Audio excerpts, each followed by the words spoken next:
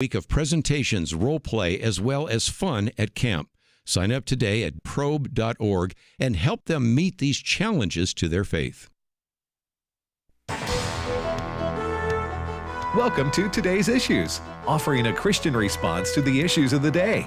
Here's your host, Tim Wildman, President of the American Family Association.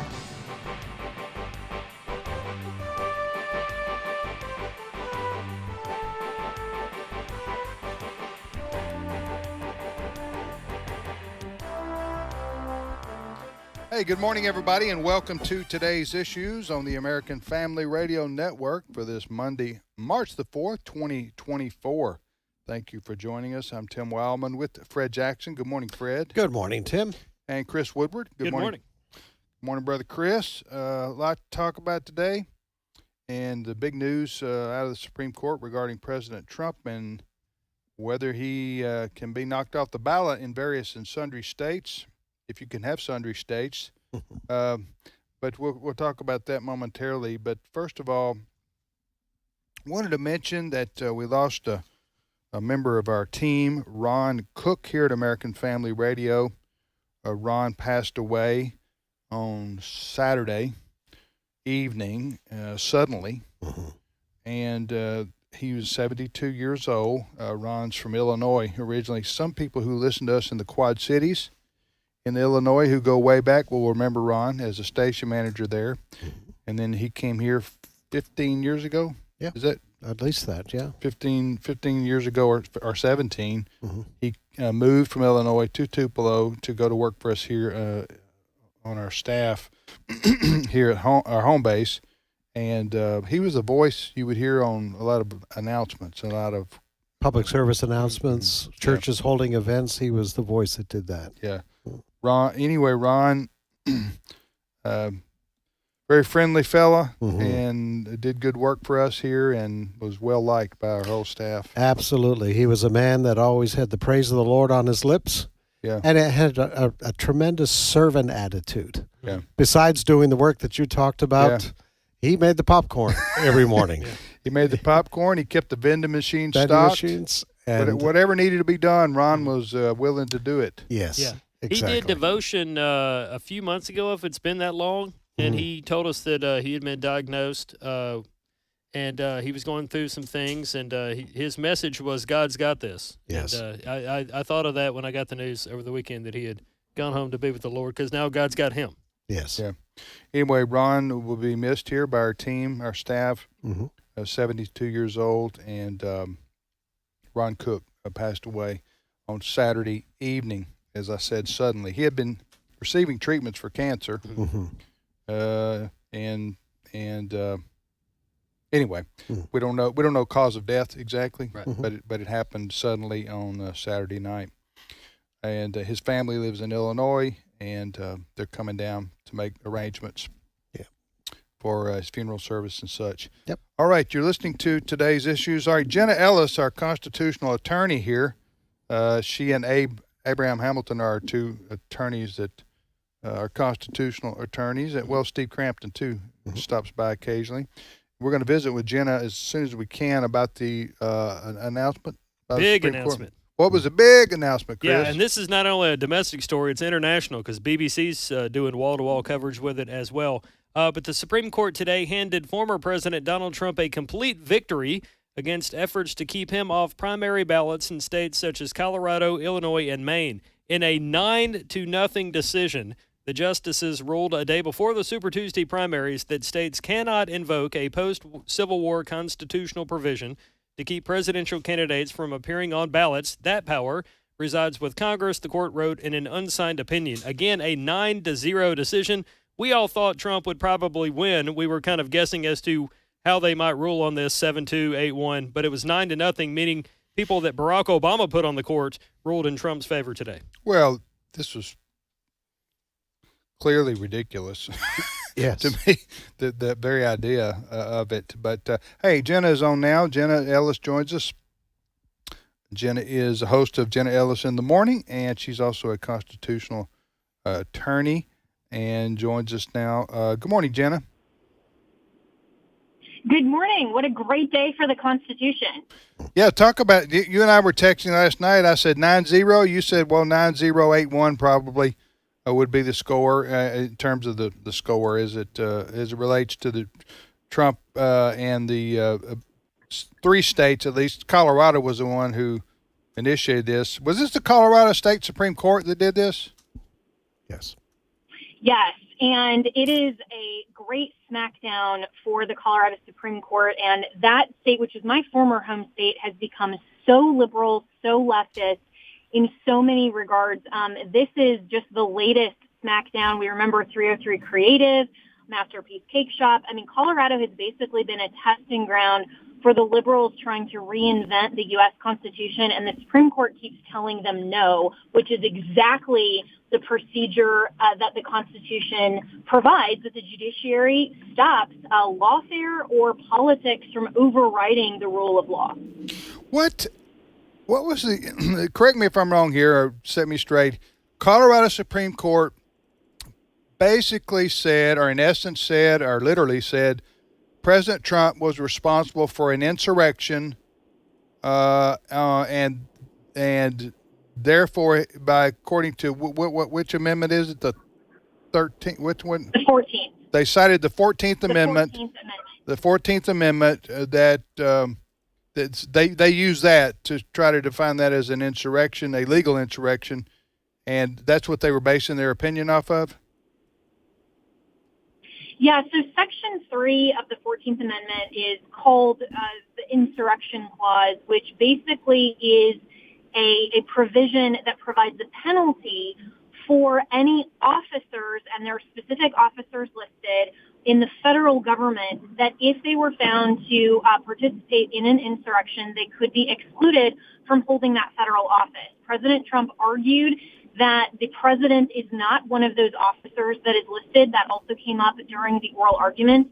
But also what the Supreme Court ended up holding primarily is that Section 3 and the 14th Amendment as a whole is not self-executing, meaning that it needs enabling legislation from Congress, because Section 5 of the 14th Amendment gives that power to Congress. And the only divergence here in opinion among the 9 justices, the 3 liberals, Sotomayor, Kagan, and Jackson, said that they didn't think that the majority of the court needed to actually reach that question of whether only Congress could enforce the 14th Amendment, because that wasn't really a question. And typically the Supreme Court won't opine on anything that is not a ripe question before the court. I disagree with that concurrence. I think that it was absolutely proper that the court said that, because otherwise you might get a lot of states that will try to enforce that, or the executive branch of even the federal government,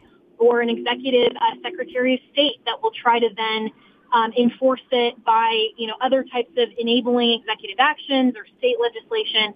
So it was a ripe issue before the court in that sense, even though, obviously there hasn't been enabling legislation. But the bottom line here is that the 14th Amendment among conservatives has always been questioned and argued as a huge expanse of federal authority that has overridden a lot of state sovereignty in a way that really has been very bad for the country. And so this particular opinion from the Supreme Court is restraining a lot of, these types of errant opinions, and was ultimately very, very good for the country. I'm an advocate overall and separately of either repealing or at least modifying the 14th Amendment, because I think I'm one of those people that think that even though I understand the Reconstruction Amendments and the purpose at the time, the 14th Amendment has been so perverted, and we've seen how it was tried to be in this case, that we really need to return to the principle of federalism and state sovereignty. Jenna, it's Fred here. I think maybe a lot of people don't understand. If the court had ruled with the Colorado Supreme Court, isn't it true that then states that are run by Republicans could have turned around and said, hey, we don't like what Joe Biden has done on the border. He's guilty of not doing his job of protecting the country, so we think he shouldn't be on the ballot. There was a real danger here if the court had gone the other way.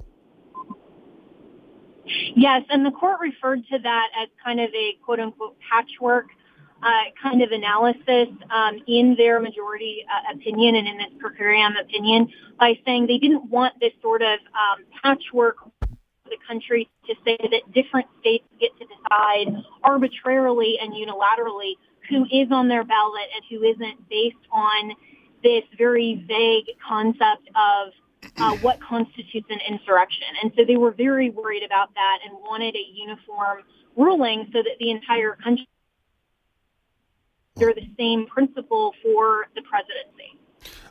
Let me ask you one other question, Jenna. This is speculation.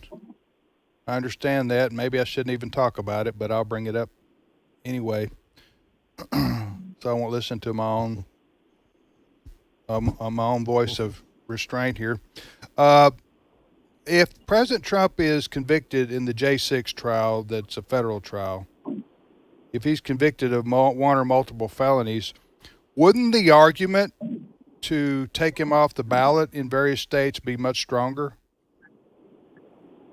Or no? Not under this ruling. And okay. Not under this ruling, and that's a great question.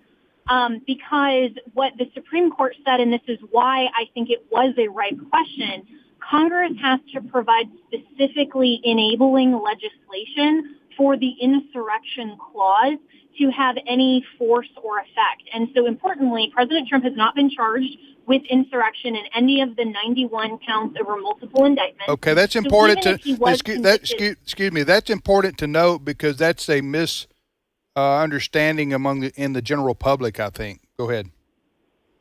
Yeah, and so he's not been charged with insurrection. So even though there was a civil finding in a separate civil case that President Trump wasn't even a party to in Colorado, which was the origin of this whole case that's now gone up to the Supreme Court, none of the indictments are for insurrection. They're for other things. And so two things, even if he's convicted, let's say, on all 91 counts, none of that would apply under the 14th Amendment anyway.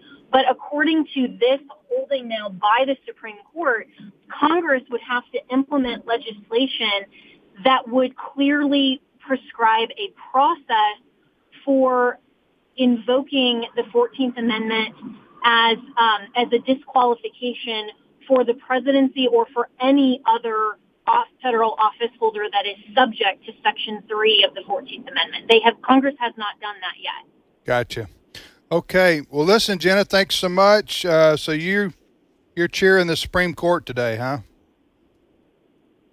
I am. And you know what? I was very skeptical that it would be an 8-1 or 9-0. And, a few people who are, older and wiser than me, like Jay Sekulow and others, were saying, that they thought it would be. And, Jay was right. And I am very proud and grateful, honestly, to even the liberal justices that a lot of times I disagree with, for putting politics aside. This is not about President Trump. This is about our Constitution. It's about the separation of powers. Yeah. The Supreme Court today did unanimously exactly what they should, which was to hold for our constitutional republic the correct interpretation of the text, regardless of the political fallout. And so I'm really grateful for our founders, for the Supreme Court, and even to the liberal justices. It's a great day to be an American. Jay Sekulow called it right. I humbly say I did too. But 9-0. I thought 9-0. All right. Thank you, Jenna. Appreciate it very much. You're older and wiser than me too. Well, yeah, you're older and wiser than me too. So. I see what you did there. Okay. All right. Thank you, Jenna. Appreciate it. Bye-bye. Yeah. Thanks so much, Tim. Bye. Okay. Bye-bye. That's Jenna Ellis joining us there. Fred? Yes, former President Trump is due to respond to this, I think around 11:30 Central this morning. But he did put out a statement. He says this is a great day for America. And let's remind folks, this comes less than 24 hours from before Super Tuesday. So this is kind of a gift. This is a victory for the Trump campaign. And he heads into Super Tuesday with this victory under his belt. Not probably, a lot of people would say he needs that help because most of the pundits, the political pundits, are looking at tomorrow. 15 states, I believe, are involved with Super Tuesday. And they're saying it is quite possible that the former president will wrap up. He'll get the delegates that he needs, 1,215 delegates, to put him at the top of the race. Yeah, that's right. It's Super Tuesdays tomorrow. It is. Chris? We are going to. How many states? Oh, a bunch. More than 15. Yeah, thank you very much. I'll Google it here in a second. Yeah, I did have it. Yeah, he was going to win anyway, but Well, Nikki Haley did pull off a win in the D.C. primary in the last few days, so she does have one primary win under her belt. But Trump is favored to win in all of the she states. wears the belt. Go ahead. I think I know your metaphor. Yeah. Sometimes she does. Yes. But we have to point out in D.C., they say only 2,000 people voted in the Republican primary, and she won with 1,200 votes. She did. I can tell you which states and territories are voting tomorrow if you like. Go. Alabama, Arkansas, Alaska, California, Colorado, Maine, Massachusetts, Minnesota, North Carolina, Oklahoma, Tennessee, Texas, Utah, Vermont, Virginia, and American Samoa, which I'm sure is going to be down to the wire. It'll be Super Wednesday. Are you gonna stay up for that one and report? I will if Fred tells me to.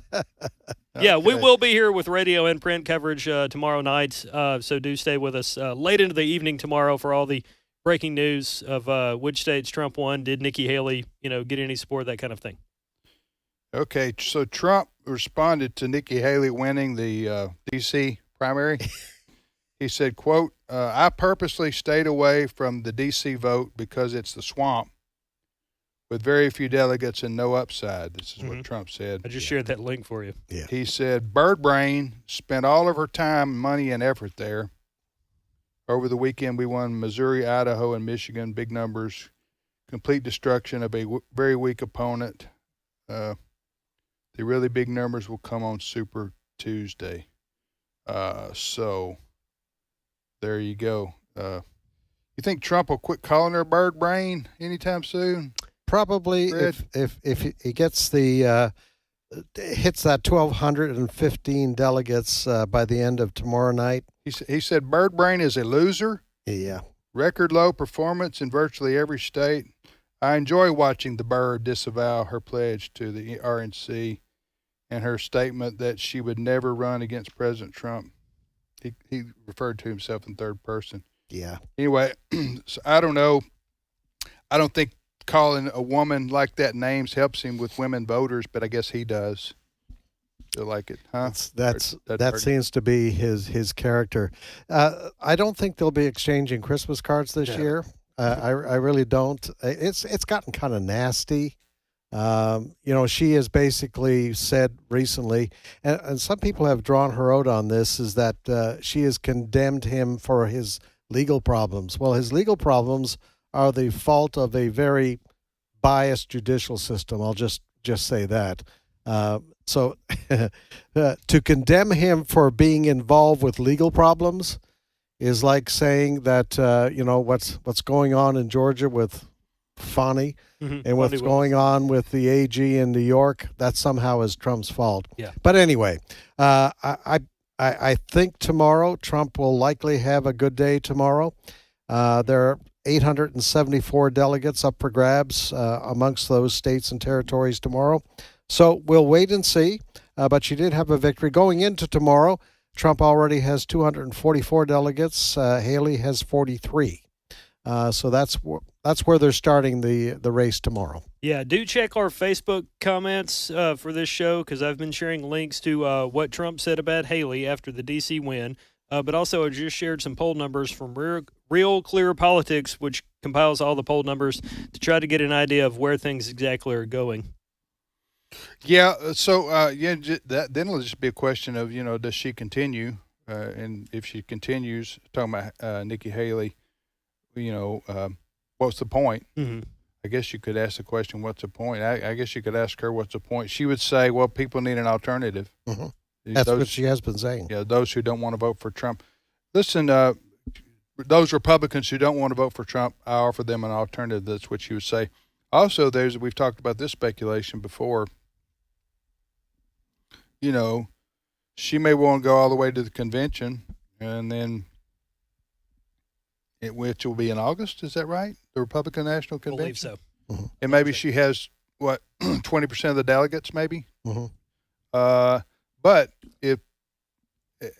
if something happens to disqualify Trump, I'm just throwing this out here, mm-hmm. or if he gets has a heart attack in June, you know what I'm saying? I mean, he's 70, almost 78 years old. Mm-hmm. These kinds of things happen, and she may think, well, I'm going to stay in for the long haul, and who knows, I may end up being the nominee. Yep. I'm just guessing. Yep. Okay, I'm just guessing. Mm-hmm. I did just double check. The Republican National Convention this year for 2024 is actually in July, which is earlier than it has been. It's more often than not been in August, but they're going to be in Milwaukee, which is Algonquin for the good land, in July 15th through the 18th in 2024. Did you just speak in tongues, Chris? I did not. Because we don't have an interpreter here. So That's what Milwaukee means. What did you call it? It means it's Algonquin for the good land. What Wisconsin is? Milwaukee. Milwaukee. Mm-hmm. Yeah. Okay. All right. Didn't even have to wait till Friday, people. Okay.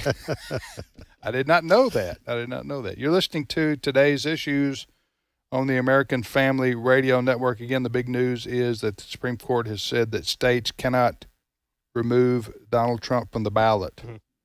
Mm-hmm. He has. It was a 9-0 decision. Yeah. 9-0 decision, which we all celebrate here. Yeah.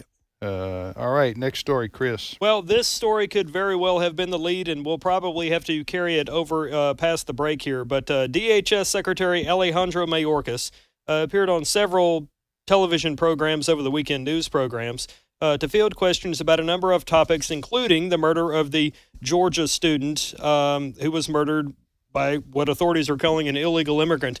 Mayorkas has been blamed for this because the immigrant broke the law to come here. He was in trouble for something in New York, should have been deported, but he wasn't. Later on, he is accused of killing a nursing student at the University of Georgia. Mayorkas was asked about this, and he said the person responsible for the murder is the murderer. Don't take my word for it. Listen to clip 11. Should this man have been deported? A few thoughts. First, Margaret, first and foremost, an absolute tragedy. And our hearts break for and our prayers are with the family, number one. Number two, and importantly, as a prosecutor, having prosecuted violent crime and other crimes for 12 years, one individual is responsible for the murder, and that is the murderer. Okay. Fred, that's not what liberals normally say. No. If somebody is killed with a gun, it's the guy who sold the gun. It's lax gun laws. That's what the liberals say. Right. When there's a shooting at a school. They don't say it's individual alone. Oh, no. It's always, Right. guns. It's gun laws. Right. So, no, he's trying to change the narrative here because this man who is charged, he hasn't been found guilty yet, but he came in 2022. That is after, and Mayorkas on the weekend, or back a few years ago, was praising all the restrictions that the new president, Joe Biden, had lifted. Yes. He was praising those. Right. So he is responsible. And a lot of people are saying Mayorkas and Biden have blood on their hands. Well, I think they do. Because their callousness here, and they're the ones. Both of those fellows have the ones who have facilitated millions of people coming here illegally. Since Biden went into the White House. Do we have the audio? We can play this when we get back if we have it. Do we have the audio Of him a couple of years ago? Yeah, We do. Okay. Because what Biden and Mayorkas, is that the way you pronounce his name? Mayorkas, yes. Now, he's the Homeland Security. Correct. My mama told me not to call people this, but they're liars. Huh? Yes. They're bold-faced Mm-hmm. liars. Yes. On this issue, Mhm. they are. Mhm. And we'll talk about that when we get back, because what Biden did and what he bragged about and what we're going to hear from this fellow when we get back, when Biden took office, they bragged about opening up the borders. They bragged about it. They Yes. said, they were criticizing Trump and they bragged about opening up the borders. We'll be back momentarily. It's my turn. Here is your host for My Turn, Don Wildman. In the spring of 1972, actor George Sanders took a vacation in a resort area in Spain. At the time, Sanders was 65 years of age. He had what many people work for in life. He had fame and fortune, he had a good education, and he had good health for a person his age. Yet while on that vacation, George Sanders committed suicide. On a note which he left, he stated, "I am bored and have already lived enough." There are many people who feel that way. Life loses its meaning and they lose the desire to go on living. They're simply tired of living. It isn't hard for life to get that way, especially if one's purpose for life doesn't stretch beyond himself. We need to remember also that many share equally the lost zest for living which Sanders had, who do not commit physical suicide. There's a great truth running through the very fiber of life. That truth is this: the zest for living disappears when a purpose for living doesn't exist. One of the elementary rules for life to have meaning is for a person to find purpose in it all. For without purpose, nothing really matters. And that purpose, if it is to keep us going, must be above and beyond ourselves. The carpenter from Nazareth laid it out in a very simple way when he said, "The person who loses his life for my sake shall find it." When you have committed yourself to building a better world, to working for man's Creator, to helping the human race learn to love and help each other, then life is always worth living. Despite the opinion to the contrary, fame and fortune do not, of themselves, put purpose and meaning into life. Did you ever notice that very few poor people commit suicide? They have to keep going because someone else is depending on them. Lose your life in service to your fellow man. Give yourself over to making the world a better place. Follow the advice of that Galilean carpenter, and you will find life. You will find life with meaning and purpose, abundant life, life full of zest. The person who lives only for himself will one day become bored and grow tired of it all. Eventually, the meaning of existence will disappear. Then there will be no purpose to sustain a desire to press on. The person who loses his life for my sake shall find it. There's a world of truth in that statement. The person who heeds its truth will never lose the purpose for or meaning of life. The person who ignores it will often die years before he is buried. Lee Roston, writing in the Library Journal, had this to say: "The purpose of life is not to be happy, but to matter, to be productive, to be useful, to have it make some difference that you lived at all." A person striving to make the world a better place in which to live hasn't got time to become bored. This has been My Turn with Don Wildman, a production of the American Family Association. For we know that if the earthly tent we live in is destroyed, we have a building from God, an eternal house in heaven, not built by human hands. 2 Corinthians 5:1. American Family Radio. This is today's issues. Email your comments to comments@afr.net. Past broadcasts of today's issues are available for listening and viewing in the archive at afr.net. Now, back to more of today's issues.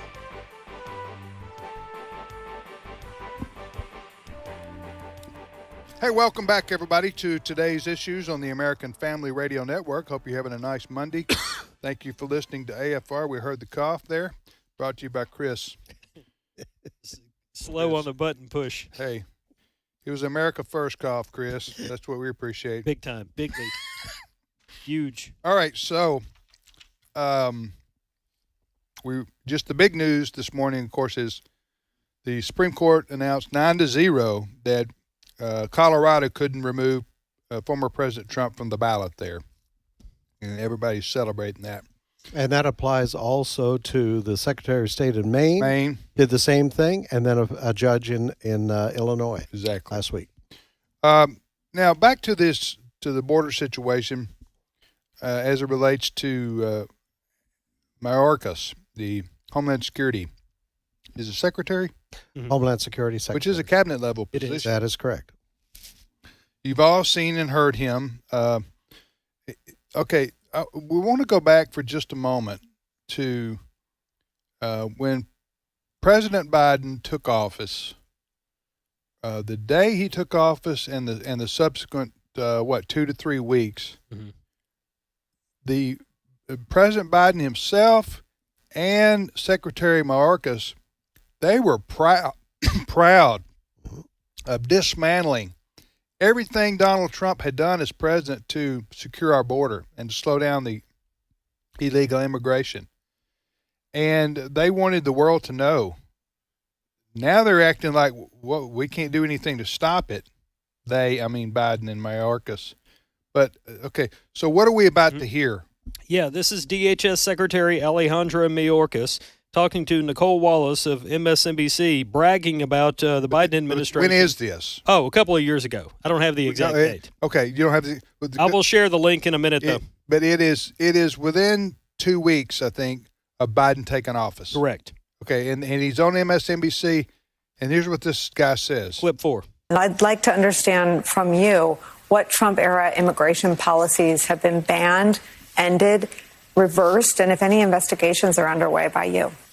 So we have rescinded so many Trump immigration policies, it would take so much time to list them. Yeah, there you have it.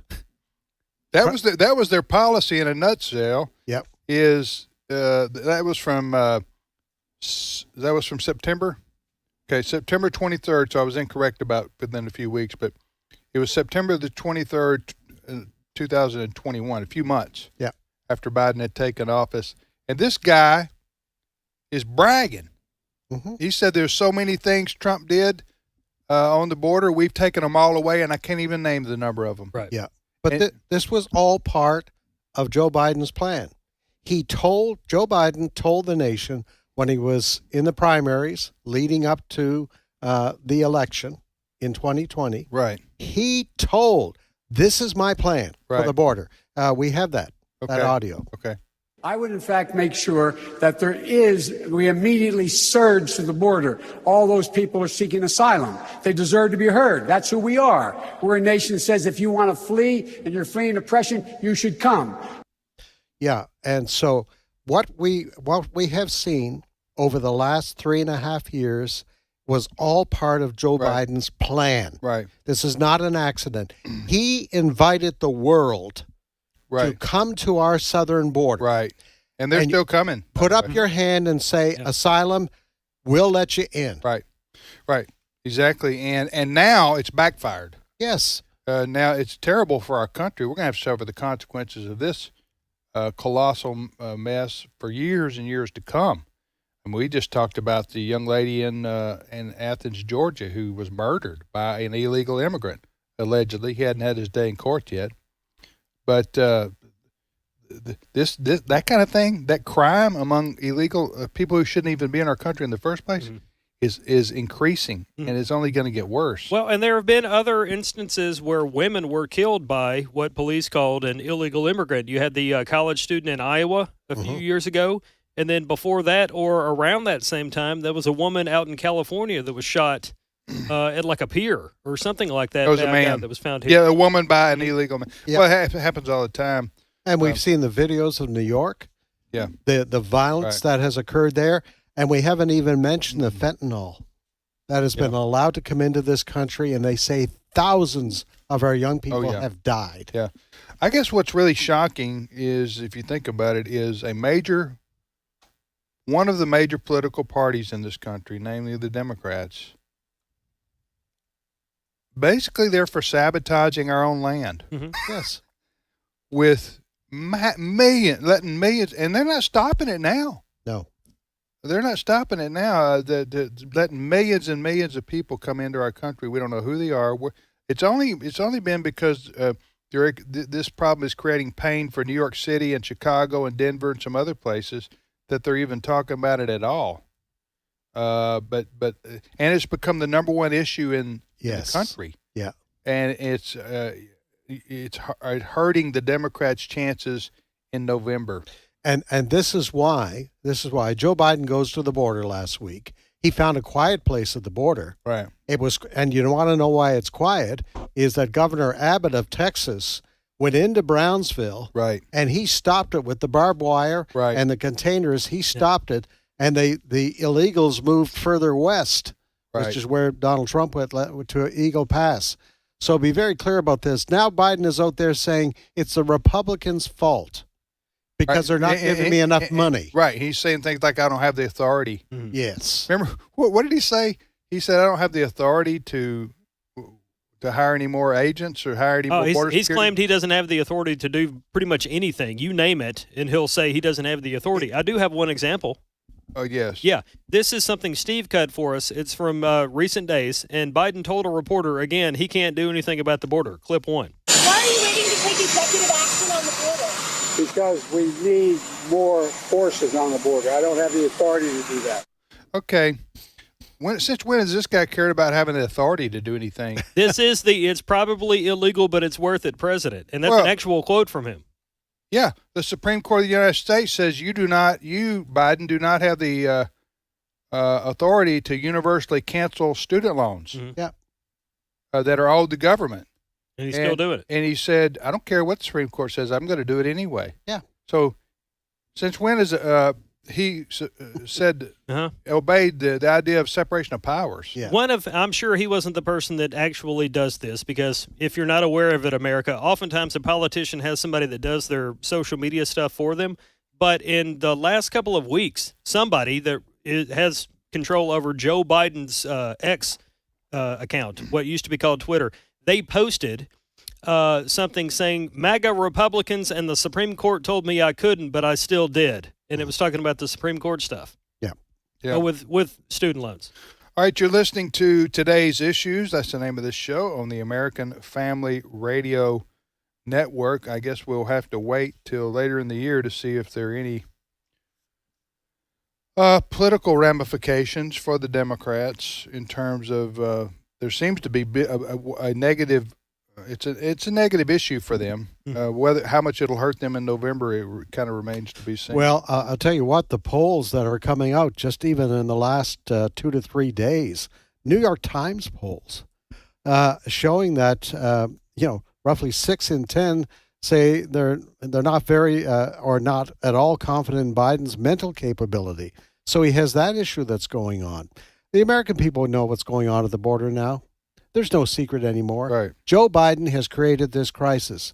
I hope people realize no other country in the world has ever allowed what Joe Biden is allowing on our southern border. They haven't. Right. No other country in history, nor does it, no other country on earth does it defend its borders. No, he invited an invasion of this country. Right. That's what he did. And he got it. And he got it. And some people sadly go, well, I'd rather have him than the other guy, so they just go along with it. Yeah. Including people in media that won't hold his feet to the fire. Yeah. Well, we'll see, what consequences there are to this in November. I do think it's going to hurt. Who wins between Biden and Trump? Who knows? But I do know that this is a big winning issue for Trump. And it's a big winning issue for the Republican Party in general. Absolutely.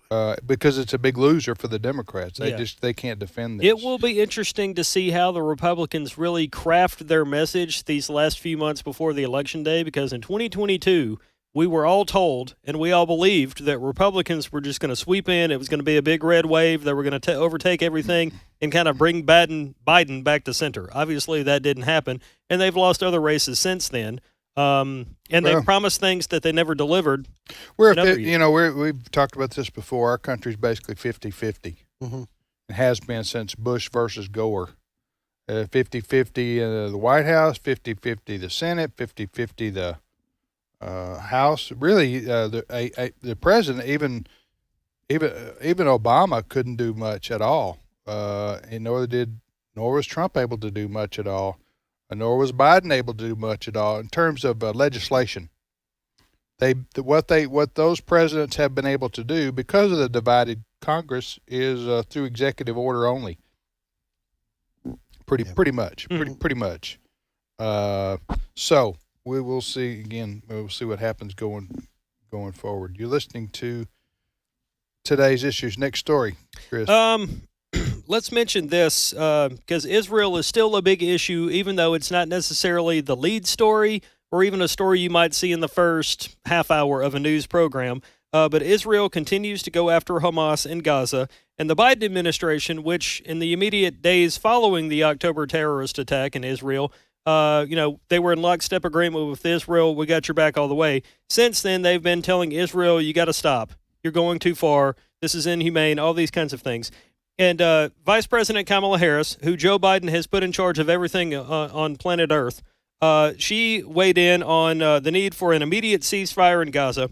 And so I've got some audio of her, followed by some reaction from Senator Tim Scott of South Carolina. Clip 6. The immense scale of suffering in Gaza, there must be an immediate ceasefire. When the Vice President of the United States meets with a delegation from Israel without the consent of the approval of Netanyahu, our Vice President and this administration is literally undermining our ally Israel. In the face of the greatest attack in 50 years, our ally deserves our full attention, our full support, and standing shoulder to shoulder with no gap in between. That was Senator Tim Scott. Mm-hmm. And so Vice President Harris met with, who did she meet with? She's meeting with a delegation from one of the parties in Israel without the approval of Prime Minister Netanyahu. I gotcha. Yeah, and that's what's going on in a time of war. And that's why Tim Scott is saying at a time of war, she is meeting without the approval of the government of that country. I tell you what they're now pushing, what the Biden administration is now pushing for, is a 6-week ceasefire.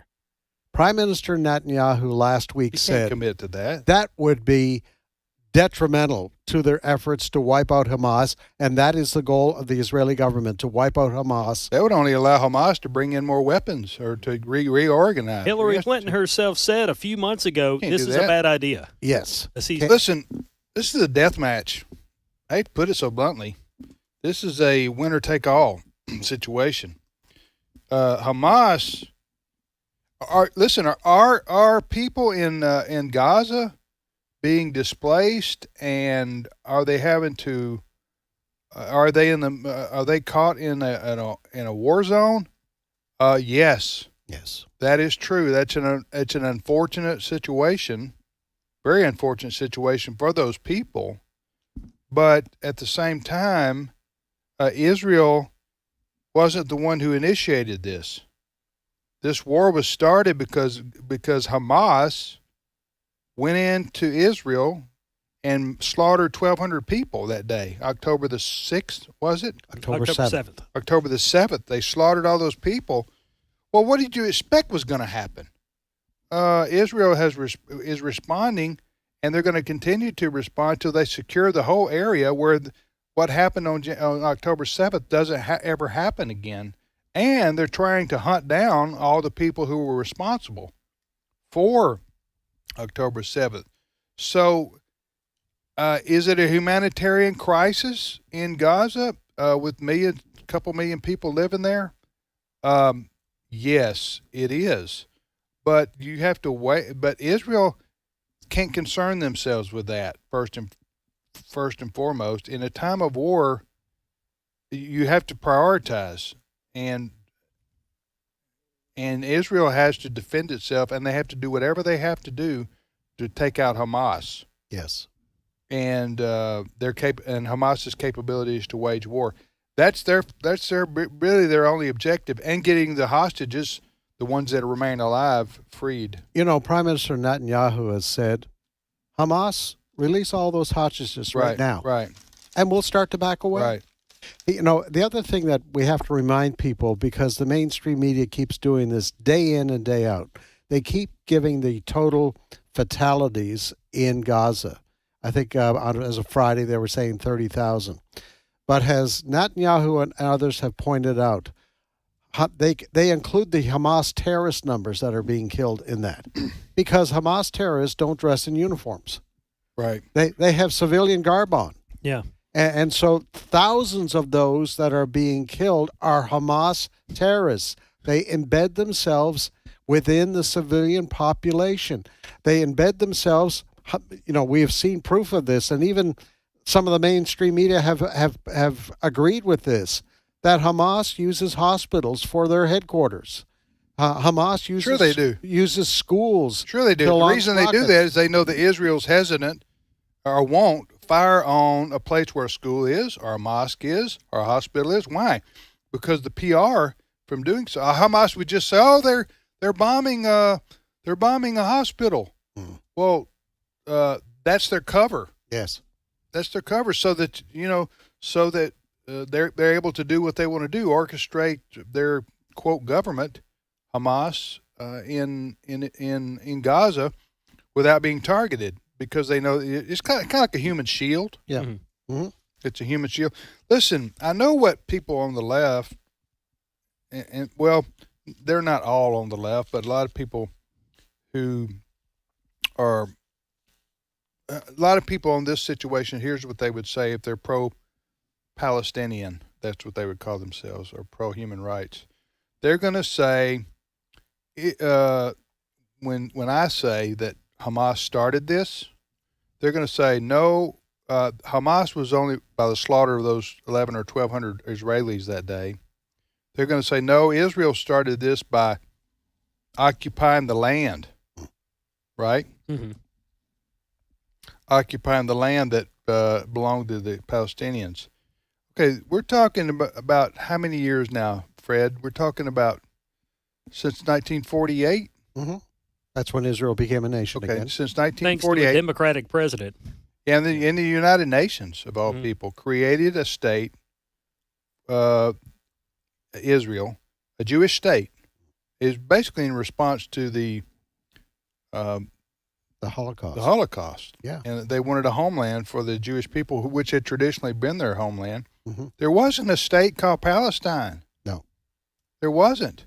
There wasn't a government called Palestine. This was a British mandate, right? Mm-hmm. And then you did have Jordan there, but there was no Palestine. All right?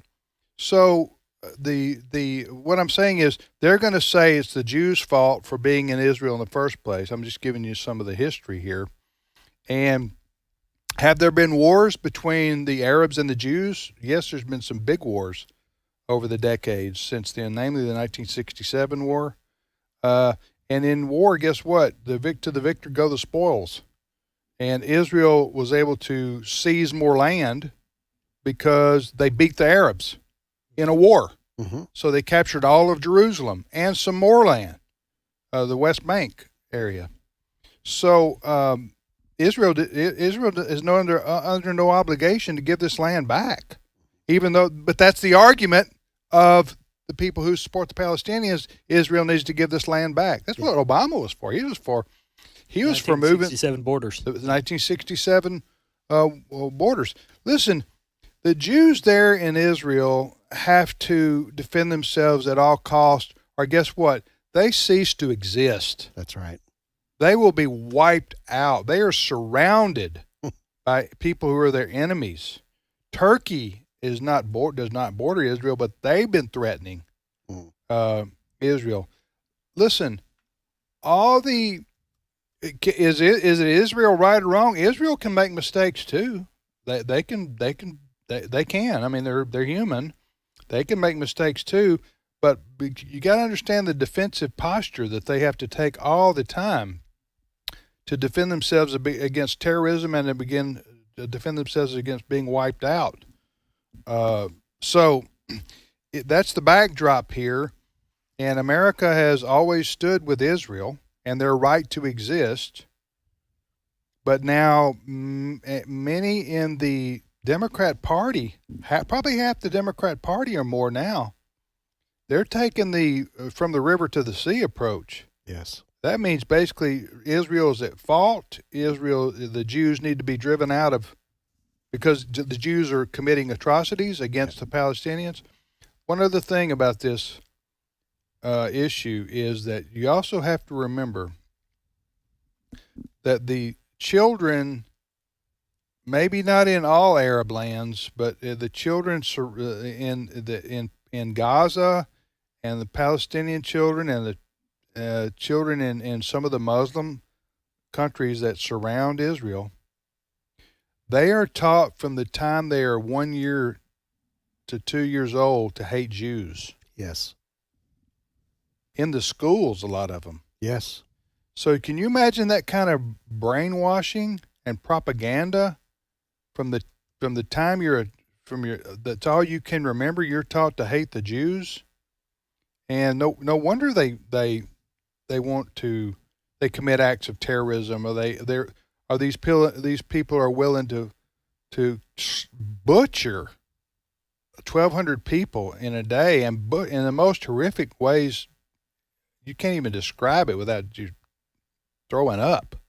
You know what I'm saying? What happened to those people? Well, how does that happen? How can people be so callous and desensitized? It's because they're raised to hate the Jews from the time they're 1 year old. Remember the quote from one of the Hamas terrorists who did the attack in southern Israel on October the 7th. He was quoted as saying he called his mom and told him he had killed 10 Jews. Right. He called his mom to proudly say, "Hey, Mom, I killed." Right. And by the way, when Donald Trump was president, he stopped funding the UN agency that's pouring millions of dollars of U.S. taxpayers' dollars into Gaza, because some of the money on the payroll for that relief agency that is now funded by Biden once again, they were Hamas terrorists that were involved in October the 7th. Now, stop and think about that. American taxpayers' dollars being used to fund a UN agency that runs the schools in Gaza, U.S. taxpayers' dollars being used to help and fund Hamas. I'll tell you a story. I've told this before. When goes back to when Alice, my wife, and I were in college at Mississippi State University back in the mid '80s. And she was teaching. We were both students, and she had a part-time job at a kindergarten there. Well, the kindergarten had international students, children, right? A lot of them, they're all over the world. And one day, Alice came home and she said something. She didn't understand the politics of the Middle East at the time. She said something weird happened today. She said, two of my little Arab students, or kids, they weren't students really, they were like 3 and 4 years old. We were having art time, coloring. And she said they drew a picture of a Star of David, and then they drew a picture of guns being shot at the Star of David. This was 40 years ago. 40 years ago, and these were little 3 and 4 year old children. And they were being taught at home, obviously, to hate the Jews. Yes. And that's still going around today in 2024. And I can say that based on a story that the LA Times put out last week, where Berkeley High School, the high school in Berkeley, California, there were some students there that were complaining about anti-Semitism and bullying. And one of the things that one kid was subjected to was in an art class where somebody drew a fist busting through the Star of David. Yeah. Well, it really comes down, do you believe Israel has a right to exist as a Jewish state or not? That's the question. Yep. Do you believe that Israel has a right to exist? Because remember, Hamas and Hamas's charter, they don't believe that Israel has a right to exist. That's right. Well, how do you negotiate with somebody who doesn't believe you have a right to exist? Right. So we'll be back in 5 minutes with more of today's issues on American Family Radio. Stay with us.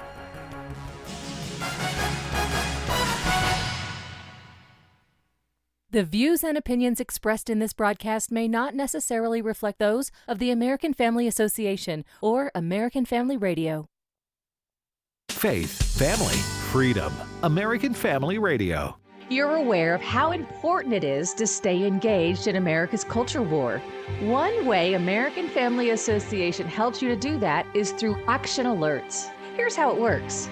Once or twice a week, we'll email you about matters critical to America's families, and we'll offer ways to take action. Visit afa.net today and tap the Action Alert sign-up button. This is American Family Radio, a listener-supported ministry of the American Family Association.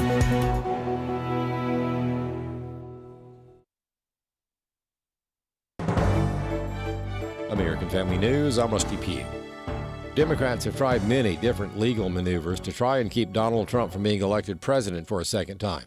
But the U.S. Supreme Court dealt a deadly blow to those efforts today.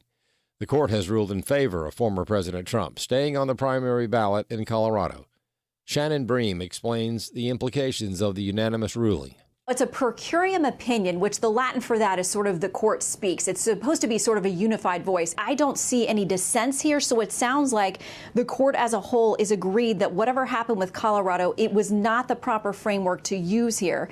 There is discussion at the end of the main decision that says, there would be essentially a patchwork across the states. This was one of the worries that the justices had, and the questions that came together in argument were, what happens if we tell one state they can do this? The Chief Justice said, what if one state decides, okay, I'm kicking off a Republican, another state says, okay, I'm kicking off a Democrat? Former White House Deputy Chief of Staff Karl Rove says this was a real rebuke to the left. The decision in Colorado to kick him off the ballot was a 4-3 decision on a court, on the state Supreme Court, which are all Democrats. In fact, the most liberal member of the court was the one who wrote the 3-0 dissent, the 3-member dissent saying, no, we shouldn't kick him off the ballot.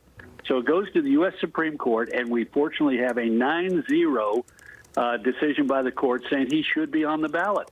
What a rebuke to the left when part of the left says, you know what, this is going way too far. The biggest day in the GOP primary is approaching as delegates from more than a dozen states are up for grabs. Aisha Hasni has the latest on the race in West Palm Beach, Florida. Haley is not promising any wins, but she is spending quite a bit of time in states with open primaries, targeting those educated suburban voters. She also picked up her first Senate endorsements from Senators Murkowski and Collins, and she's saying, look, I'm no longer bound by that RNC pledge to endorse Trump if he wins. That's an interesting twist now. Now, Trump is gaining ground on normally Democrat-leaning voters here. Fox polling shows significant support among voters under 30. That's big. Democrats even, with near record support now among Hispanics, suburban women, and an increased support with black voters.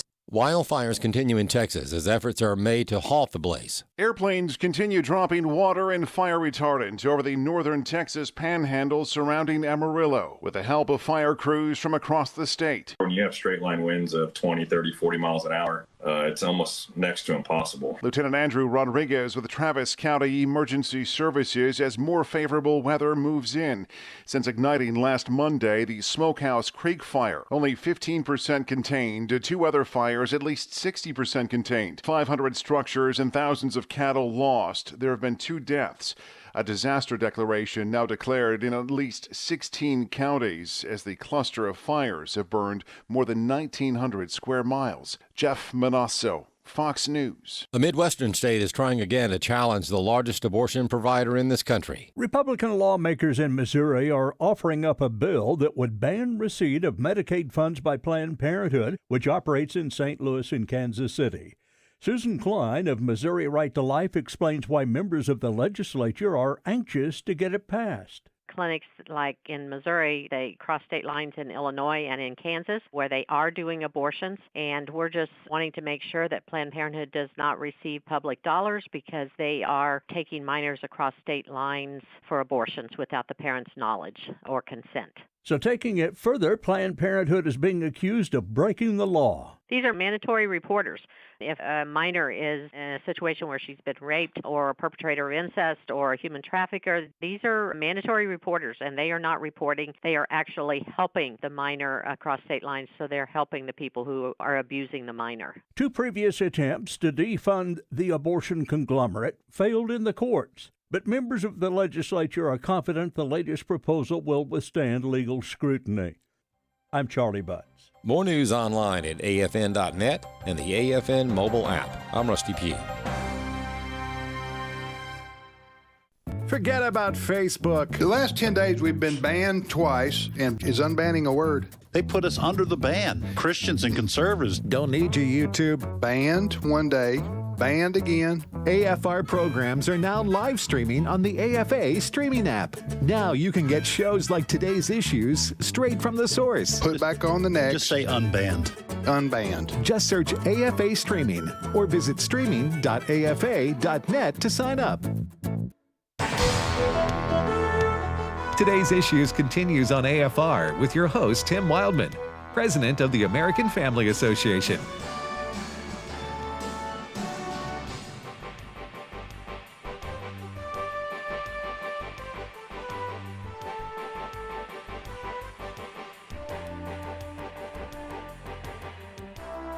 Welcome back, everybody, to Today's Issues on the American Family Radio Network.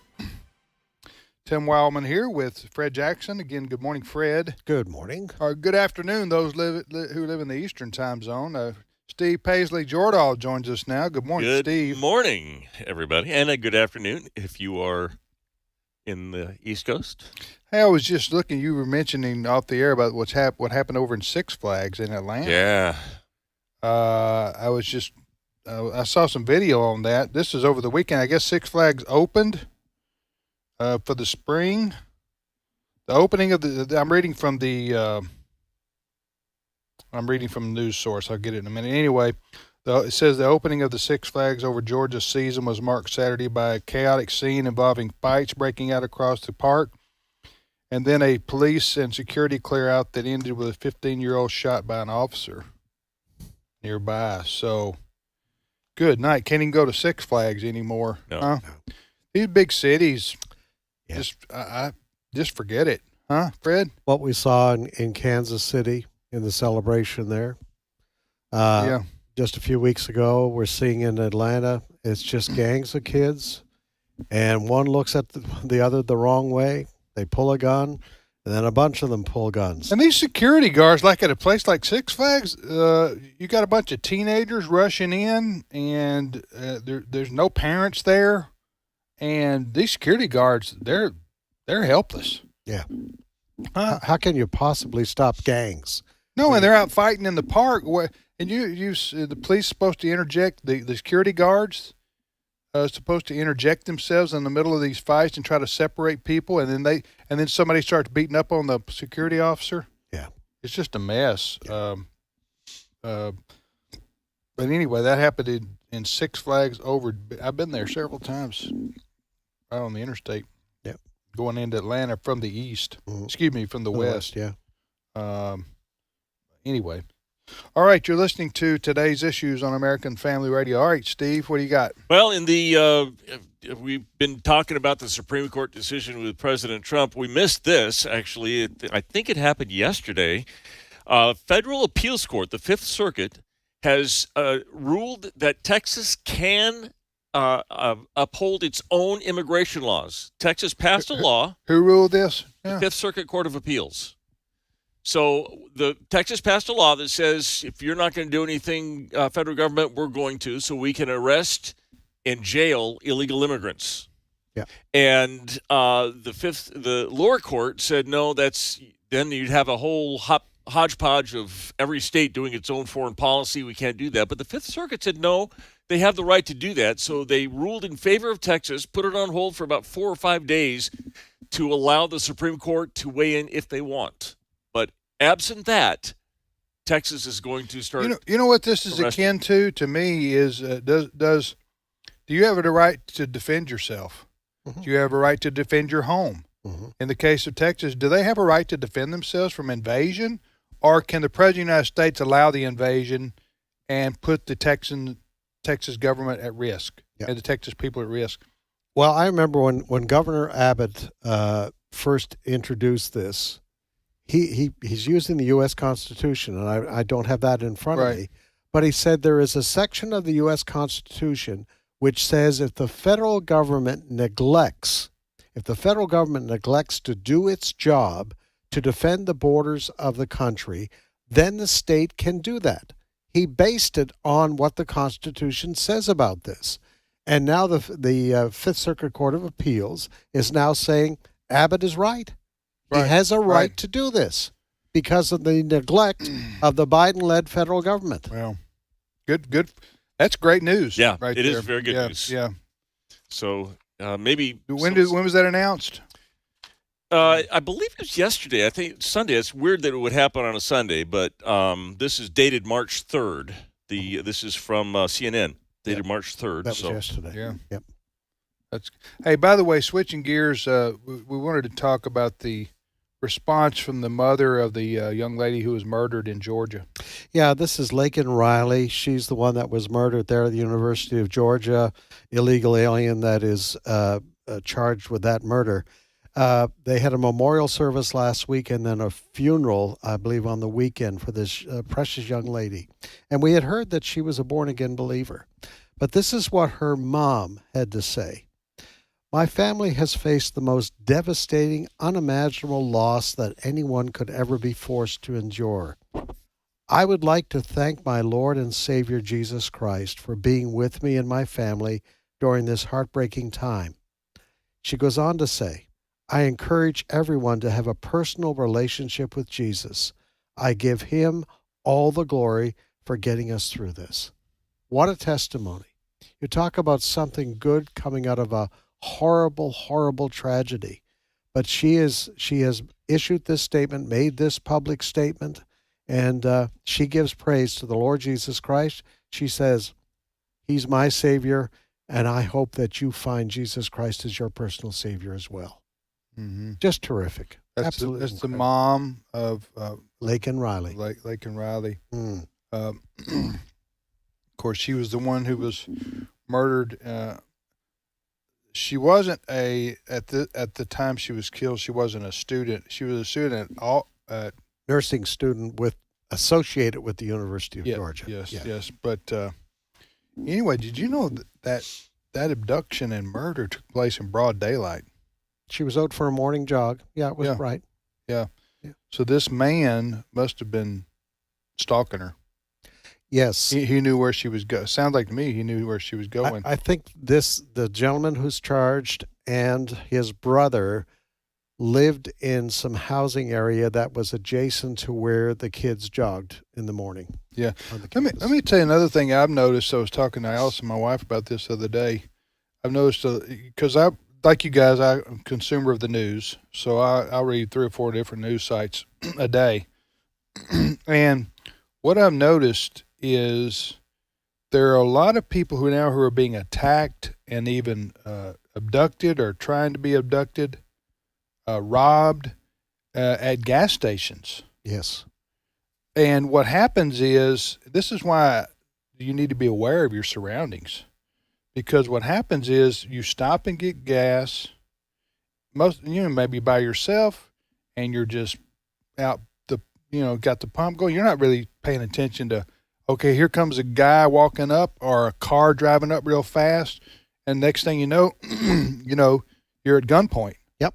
I'm just seeing this repeatedly. So evidently, the bad guys know what to look for and to know when people are in a vulnerable position. So I would say, if you're going to stop at a gas station at night, you don't stop where you're all by yourself, because the attendant inside is not watching, right? Yeah, that's right. And what are they going to do? Call 911? Well, by the cops get there, you're dead, or you're robbed, or you're beaten, or you're kidnapped, or something like that. Especially young ladies. Yeah. I would say don't even stop. Mm-hmm. Would you say, Fred? Oh yeah. Don't. Oh, unless you're at a absolutely. place like a drug, like a not drugstore, like a truck stop where there's a lot of people around, a lot of lighting, that kind of thing. Go ahead. Yeah.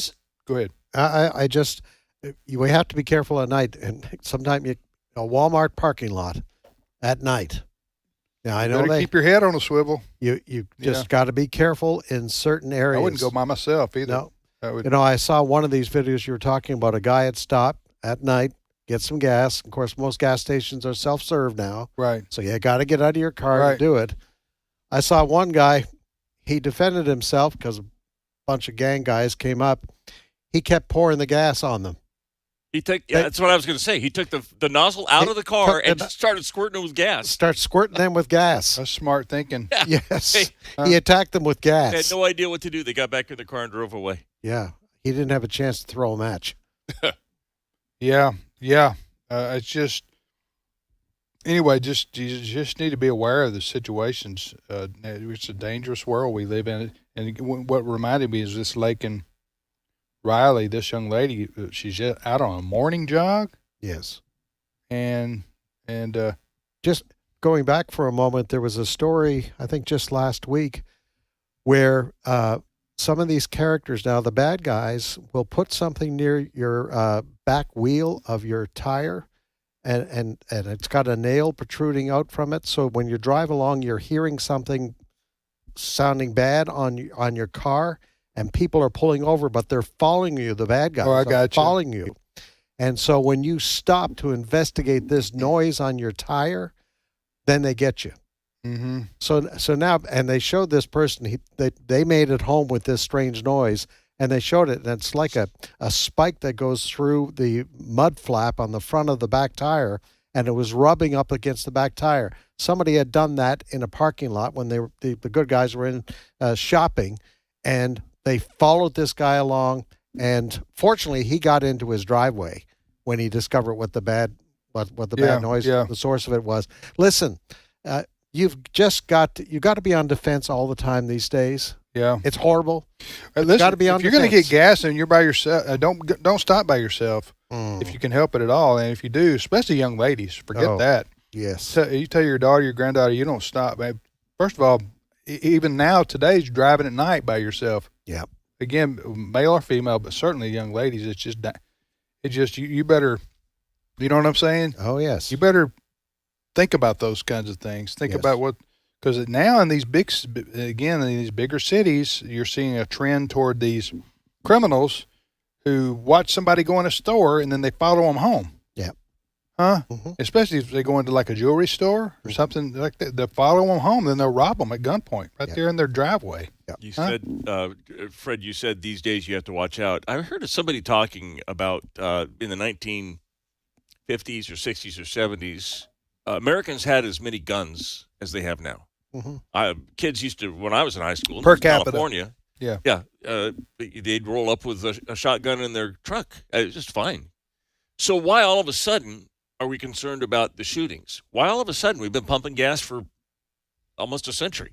Why all of a sudden now we're worried about pumping gas? And something is happening in this culture. And I've talked to certain people, and I think it may be oversimplistic, but we've left God. We have decided. No, that's not oversimplistic. That's true. It is true. But, I mean, we were a nation that honored, even if we didn't call it Christianity, we honored the ethic, the Ten Commandments. And many, many people honored the actual Ten Commandments and were influenced by church and religion and God. Oh, your morals break down, your values break down, your behavior is going to break down on a massive scale. And so, because morality, moral restraint is the primary deterrent for crime. Mm-hmm. Because if there's not enough police officers around, if we all decided we just wanted to go completely lawless, there's nothing the cops could do. And so that's what you're running into. More and more people are becoming bad actors. Mm-hmm. And the ones that we catch, again, in these big cities, they don't put them in jail. Nope. They don't stop them. They just let them go. Nope. It's stunning to me that people will vote for their own demise. Yes. I would like to recommend an op-ed, a column written by Victor Davis Hanson. We interview him sometimes. This is in American Greatness. Yes. I'll send it to Brent to put it up on our website. It's called American Paralysis and Decline, and he lists 5 different areas where we have fallen into bad habits, or we're doing things that are self-destructive. We could stop them, but we don't have the political will. The 5 are immigration and our national debt and crime and homelessness and the political situation. 6, also foreign policy. But with regard to crime, he says Everyone accepts that no society can long endure quasi-legalized shoplifting or green light smash and grabbers and carjackers who will be released without bail. We also know that restoring deterrence by arresting, convicting, and jailing repeat offenders will return safety to our streets. But again, we fear even more that advocating law and order will earn slander like racist or reactionary. So we are scared of being called racist and reactionary, so we don't do what we know we need to do. Well, one of the worst things that's happened to our country was the complete and total overreaction to the George Floyd death. Well, when you tell kids and any kind of a group, African Americans in this case, that they are helpless, that they are victims, that they are oppressed, that there's nothing they can do, you're going to get them angry. With any group, you would do that. If you were told, Tim, that you could amount to nothing and that you were oppressed, you probably would be angry and start acting out. They feel they have a right because they're oppressed to do all these things. So this is identity politics. This is Joe Biden and Barack Obama. The politics that they've injected into this country, which says you identify as a group and there are oppressors and oppressees, and this is what's caused a majority of all this. Well, yeah, but this problem precedes Obama. This goes back 50 years since Lyndon Johnson and the Great Society, when they decided to pay people to have babies out of wedlock. Yep. When our federal government decided to pay people to have babies out of wedlock, then what happened in the black community, we all know. The story is they began to have more and more babies out of wedlock. Now 75% of all, or maybe higher than that now, of all children born to African Americans are born in single parent situations. Yes. And so, I mean, that's why you have like 50% of all violent crime committed by 2% of the public. Mm-hmm. Why is that? Well, the young African-American males have no direction in life, by and large. And they're all being told that it's due to slavery and that the white man... Well, that's a bunch of garbage. It is, because in the 1950s, Jim Crow notwithstanding, Jim Crow was terrible, but they fixed that. But the Great Society did exactly what you're talking about. Before that, the birth rate of married... black families were intact. Yes. And strong. And doing economically well. All the while they were being denied their civil rights. Correct. Even before the civil rights movement. Two different issues. Yeah, two different issues. Yes, but in the name of equity, I guess you could say, or reaching out, maybe some people had the good intentions. I don't know. But Patrick J. Moynihan, go back and read. He was a Democrat, a senator from New York. He warned what would happen eventually if you rewarded people for having babies out of wedlock and you incentivized that, then you would have more of it, and that would lead to the breakdown of the family. The breakdown of the family would mean children were again, this is broadly and generally, would be raising themselves. So when you have single mother parents, the chances for poverty go way up. So you have 15, 16-year-old girls having one or two babies or more. They're not going to finish high school, much less college. And so their chances for getting a high-paying job go way down. Mm-hmm. Well, you just repeat that. Mm-hmm. You just repeat that generationally, and this is what you have. You have a situation again where I said, especially the young black males are in danger because they don't have, by and large, dads aren't in the home to straighten them out and to raise them right. And shame on the churches that endorse that liberal thinking, that's kind of social justice thinking. Yeah. Instead of biblical truth says God holds individuals responsible for their actions. Right. God holds the individual responsible. That said, if that was made a cornerstone belief again, and the way society would run, we would stop this nonsense. When somebody does something wrong, oh, it's somebody else's fault. No, you are held accountable by God.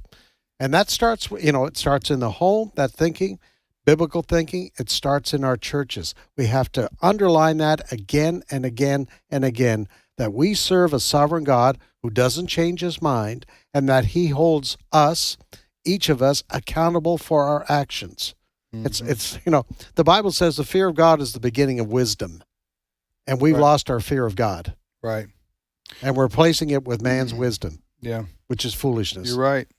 All right, you're listening to the program Today's Issues on American Family Radio. Next story, Steve. Dr. Patrick Ho wants his money back. Who? Dr. Patrick Ho. He is a energy producer in China. He's with the Chinese firm CEFC, and he paid Hunter Biden $1 million to represent him in a case. And he says Hunter Biden didn't do anything for it. So he's wanting his money back.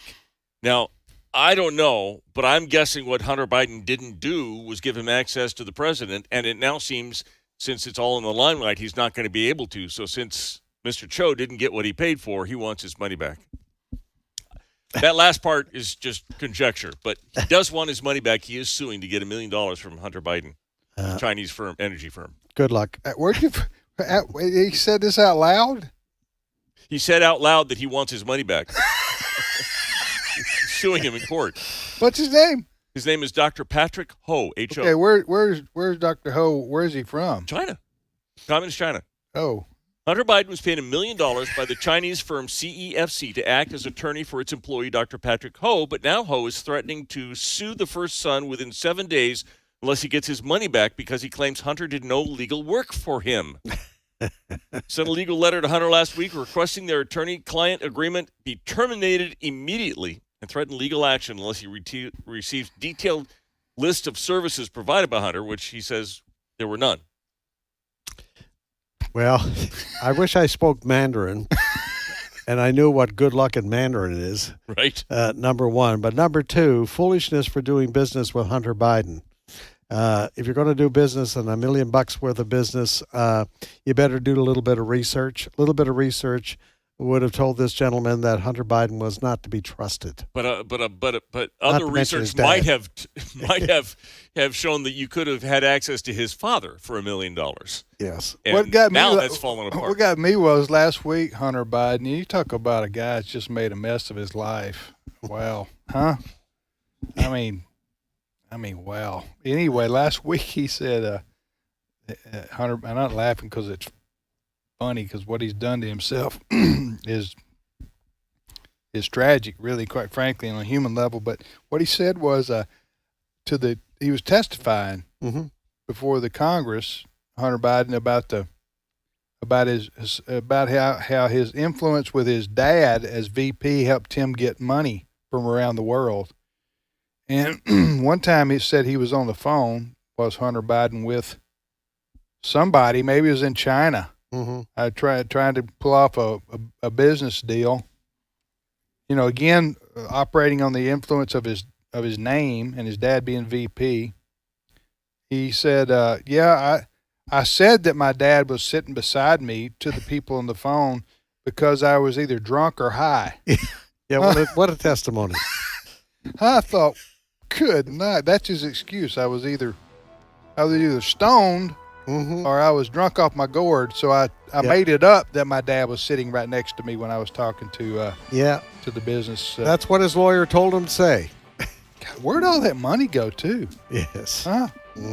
Breaking headline from the Babylon Bee. In a major blow to democracy, the Supreme Court has ruled voters can vote for their favorite candidate. All right. Thank you, Steve. My pleasure. Thanks to Fred. You bet. And Chris. And Brent Creeley, our producer. Jenna Ellis, who joined us earlier. We hope you have a wonderful rest of your Monday, and we'll see you back here tomorrow for another edition of Today's Issues.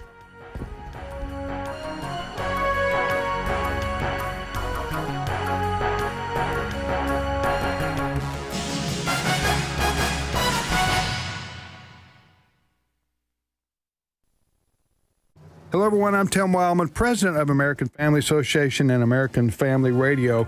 Well, on Friday, on our Spiritual Heritage Tour of Washington, D.C., we go to the Arlington National Cemetery, where we see the changing of the guard at the Tomb of the Unknown Soldier.